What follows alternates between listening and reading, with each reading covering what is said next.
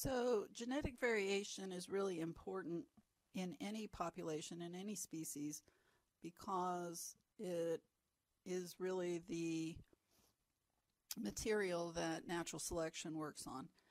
So in terms of long-term evolution of species, genetic variation is key. So meiosis and the sexual reproductive cycle of organisms has built-in features that increase or allow for genetic variation between individuals of the same species. You're not identical to, another, somebody else sitting next to you. You're in the same species, but there are differences, and those have a genetic basis. At least a lot of those things do. And really, fundamentally, genetic variation starts with DNA mutation. So a mutation is a change in the nucleotide sequence. So the A, the T, the C, the G that makes up your DNA. If for whatever reason there's a change in a cell, it can be something that happens as simply as just a mistake during DNA replication. Sometimes the DNA polymerase makes errors, but it can also be caused by chemicals or radiation that come into the cell from outside. But no matter the reason, if there's a change in DNA, that creates a new version of a new version of a gene or an allele. So a different version of a gene is called an allele. And once alleles are there, then they get copied and passed on to daughter cells. But in meiosis, combinations of multiple alleles get recombined into product cells, into gametes, by two processes. One is the crossing over. That recombines alleles that are on the same chromosome. So alleles that are on chromosome 1 and alleles that are on the other copy of chromosome 1 get swapped. So combinations of those alleles. And then combinations of alleles on different chromosomes get reconfigured during independent assortment. So that's what we're going to look at. We're not really going to look at the mutation itself until we get into a much later chapter. But a mutation is what initially creates different alleles, but then we're looking at how processes of meiosis combine alleles together in different combinations.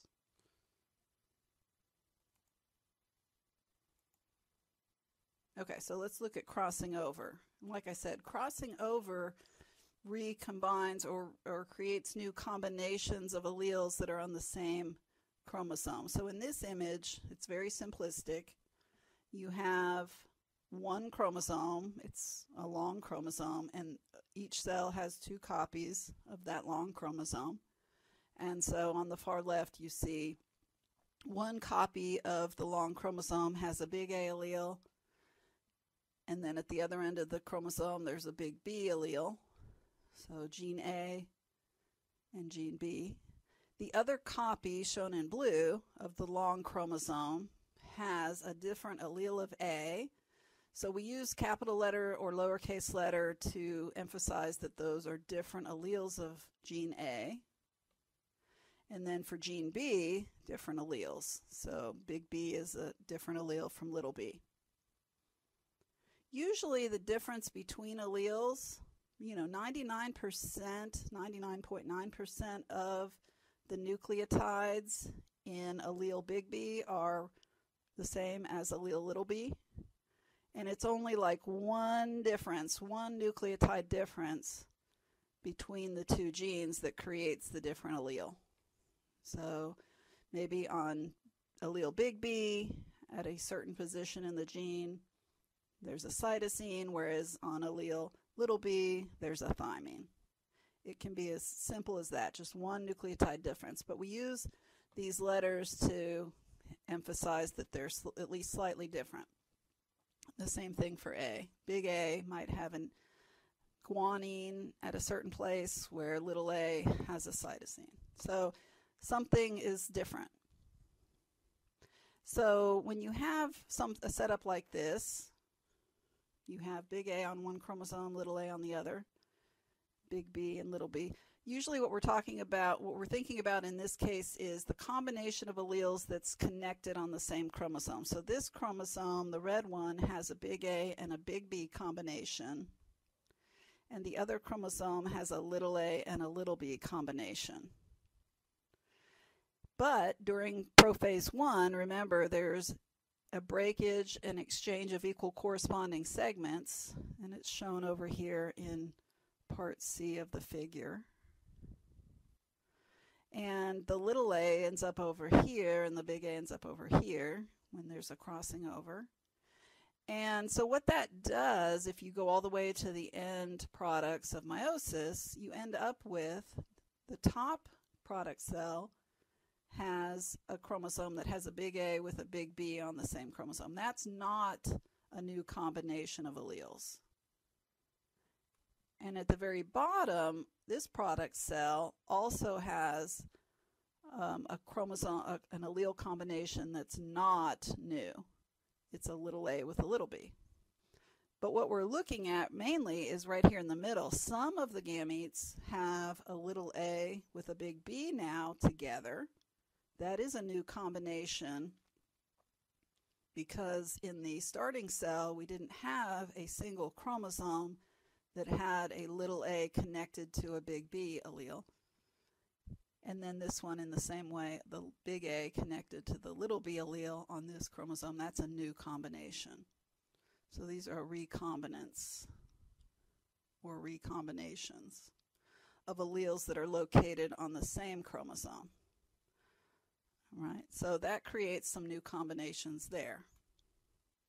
Just a little bit of a difference between what we started with in this cell. So the product cells have some new allele combinations. That's all we mean. The other thing that creates new combinations, but this creates combinations of alleles that are spread out on different chromosomes, is called independent assortment. Independent assortment has to do with how the homologous pairs line up at the metaphase plate in relation to how the other homologous pairs line up in the metaphase plate. Now this cell, one thing that I think can be confusing for students is sometimes they use this language of M and P, maternal and paternal. Well, this cell is, pretend like this is your cell. You have a cell and it's going through meiosis and it's making eggs or sperm. All of these chromosomes are yours. But what the M and the P really refer to is way, way back when you were first conceived. One set of chromosomes originally came from your mother and the other set of chromosomes originally came from your father. So if we kind of kept track of those throughout your whole life, and now we're looking at it and we're saying, okay, all these chromosomes, there's 6 chromosomes in this starting cell, they're all yours.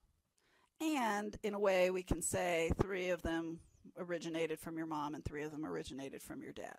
That's what the M and the P is really referring to. But you have 2 copies of chromosome 1, 2 copies of chromosome 2, and 2 copies of chromosome 3 in every cell. And they will find each other. That's called synapsis. And they're not showing the crossing over in this slide, but that would happen as well. But just looking at the synapsis and then how they line up at the metaphase plate. So in part B of this figure, what you have is the first part. This is a possible way that the chromosomes could line up at the metaphase plate.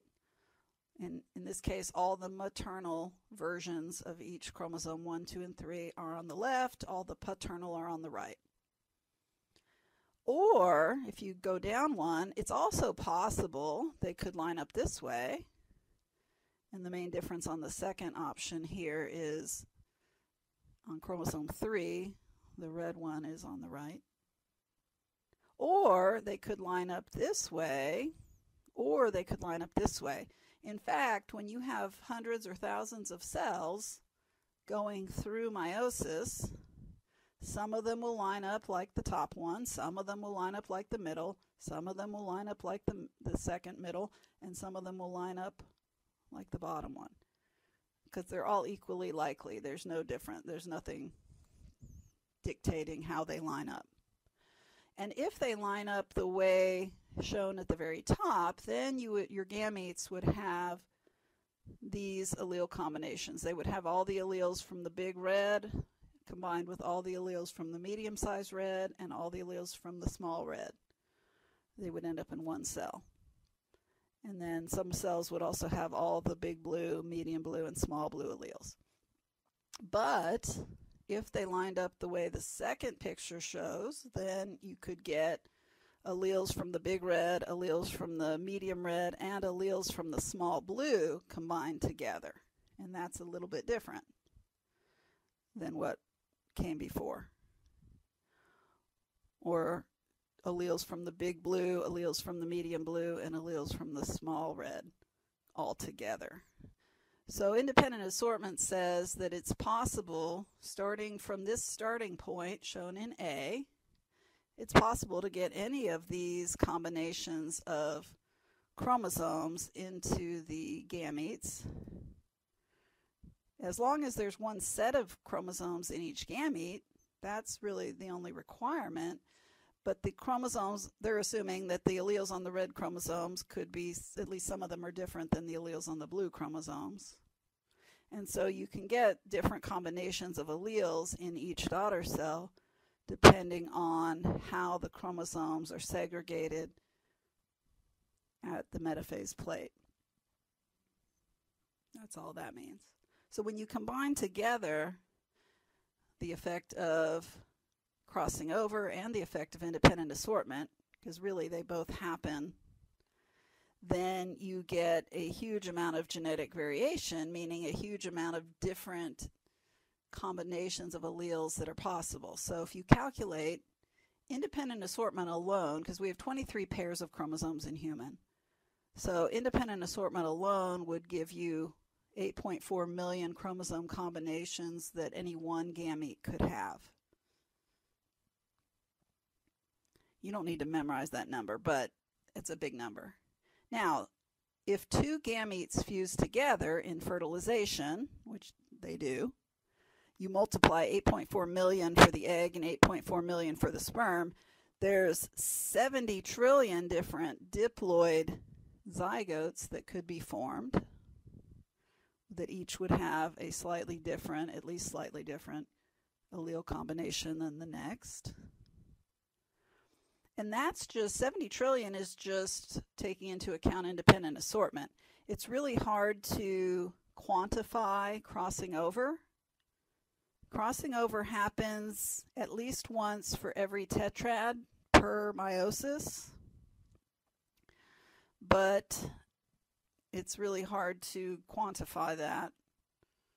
But what I'm saying is you multiply that factor into the 70 trillion and you get some astronomical, ridiculous number. So what it ends up meaning, because there's only 7 billion people on the planet, nobody else has the same combination of alleles that you have. The only exception of that would be if you had an identical twin, because an identical twin is a clone.